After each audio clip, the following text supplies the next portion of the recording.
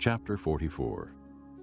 Now Joseph gave these instructions to the steward of his house. Fill the men's sacks with as much food as they can carry, and put each man's silver in the mouth of his sack.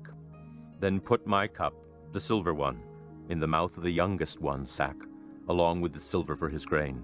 And he did as Joseph said. As morning dawned, the men were sent on their way with their donkeys. They had not gone far from the city, when Joseph said to his steward, Go after those men at once, and when you catch up with them, say to them, Why have you repaid good with evil? Isn't this the cup my master drinks from and also uses for divination? This is a wicked thing you have done. When he caught up with them, he repeated these words to them. But they said to him, Why does my lord say such things? Far be it from your servants to do anything like that. We even brought back to you from the land of Canaan the silver we found inside the mouths of our sacks. So why would we steal silver or gold from your master's house? If any of your servants is found to have it, he will die, and the rest of us will become my lord's slaves. Very well then, he said. Let it be as you say. Whoever is found to have it will become my slave. The rest of you will be free from blame. Each of them quickly lowered his sack to the ground and opened it. Then the steward proceeded to search, beginning with the oldest and ending with the youngest. And the cup was found in Benjamin's sack. At this they tore their clothes. Then they all loaded their donkeys and returned to the city. Joseph was still in the house when Judah and his brothers came in, and they threw themselves to the ground before him. Joseph said to them, What is this you have done?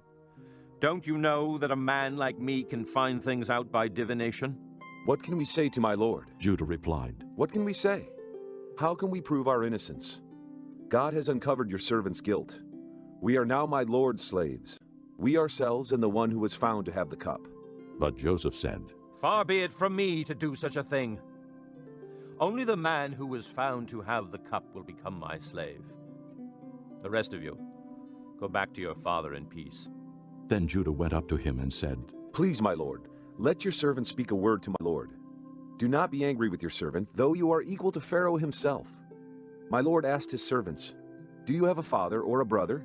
And we answered, We have an aged father, and there is a young son born to him in his old age. His brother is dead, and he is the only one of his mother's sons left, and his father loves him. Then you said to your servants, Bring him down to me so I can see him for myself. And we said to my lord, The boy cannot leave his father. If he leaves him, his father will die. But you told your servants, Unless your youngest brother comes down with you, you will not see my face again. When we went back to your servant my father, we told him what my lord had said. Then our father said, Go back and buy a little more food. But we said, We cannot go down.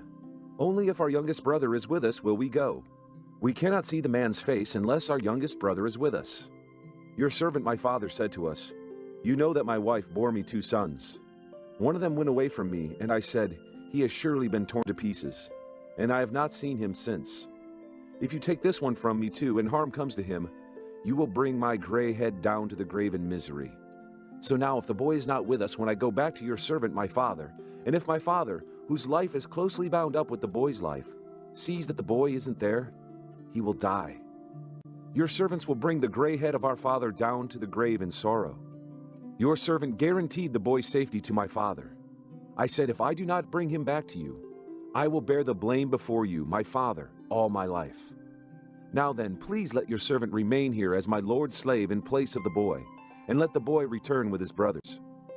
How can I go back to my father if the boy is not with me? No, do not let me see the misery that would come upon my father.